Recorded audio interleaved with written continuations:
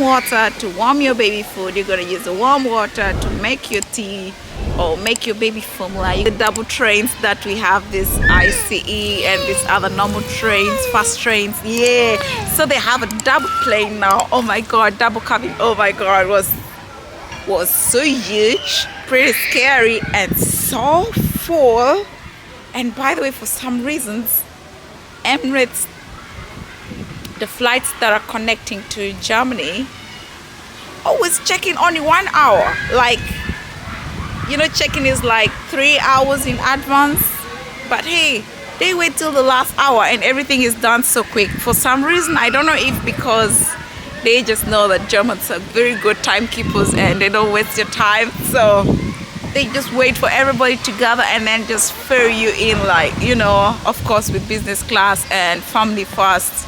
And I like this so much because, girl, boy, if you're traveling with young kids and you're not ferried in fast, you're gonna have a big problem. And by the way, if you have like extra hand luggage because you have kids, they're always helping you. And I found this, wow, this was like mega help for me and the kids strolling around and stuff like that. Yeah, so straight up now done with the comparison between the airlines. So for me, the best option, if you're transiting or just going straight to Dubai or going to any African country, or specifically Entebbe, Uganda, the best for me is Emirates. So Emirates beats it all for now.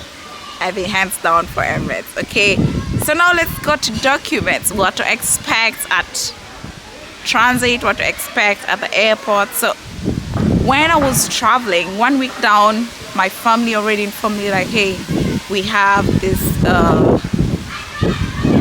Ebola outbreak in the center, and it's only at Mubende. Mubende is a district in central Uganda, and there was already rumors of, you know, of this outbreak of Ebola, and you might be requested for additional screening or testing or stuff like that.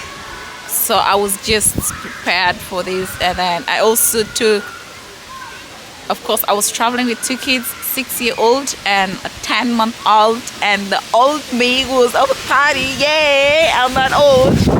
And we had to first, you need a corona test. If you don't have a corona vaccine, you need a corona test proof, which is like 72 hours before your initial flight. So I took 24 hours because I didn't want to risk whatever happens. Then I was fully like on the limit that they expected, so I did the 24-hour test, and we did it at the airport according to request from Turkish Airlines. They have certain specific points that you can do your corona test. Yeah, so this time we use ecosystem at Düsseldorf airport. I think it's at every airport in Germany. And for 24 hours we paid 59 euros per person. Of course, if for children it's from 6 years and above, that's when you're allowed to make the corona test. But under 6 years, you're not asked for corona test. Okay, so we did that. You need that corona test 72 hours in advance. Those are 3 days, and you need your yellow vaccine, which is very important. Without it, you're not going nowhere next to the plane if you're going to East Africa or some other African countries. But I know for Uganda, you sure need that yellow vaccine. And you're gonna need your passport, of course. And inside the weeping passport, if you're not having a Ugandan passport, which is now East African passport, the blue one, and you're having any other passport from any other country which is not East Africa, you're gonna need to apply for visa, okay? And this visa is either East African multiple entry visa, that is $200. We have the East African visa, that is $150. And then we have the Ugandan visa specifically for visiting family, touring and stuff like that, which is $50. And we have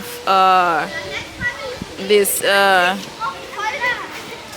East Africa Ugandan multiple entry visa, which is $100. Okay, so all these visas that I've mentioned are for 3 months exclusively. 3 months. So that means after 3 months they expect you to leave the country or extend your visa, or you know, whatever reason took you there, you're supposed to be done in 3 months. Okay, so that's for those who don't have, that's for those who are not holding East African passports. So if you're holding an East African passport, going to East Africa is visa free for you. And yeah, so once you checked in from Dusseldorf with all your documents required, and then the rest is just smooth all through, then coming to my favorite, my motherland, Uganda, with your visa. You're gonna get electronic visa. Okay, this is not like, it's just a document stating that your visa has been approved, blah blah blah blah blah. And now you're gonna, on arrival at Entebbe, you're gonna give this at the counter check-in, at the check-in counter. That's where you're gonna get now the real paper visa stamped into your passport, the Ugandan visa.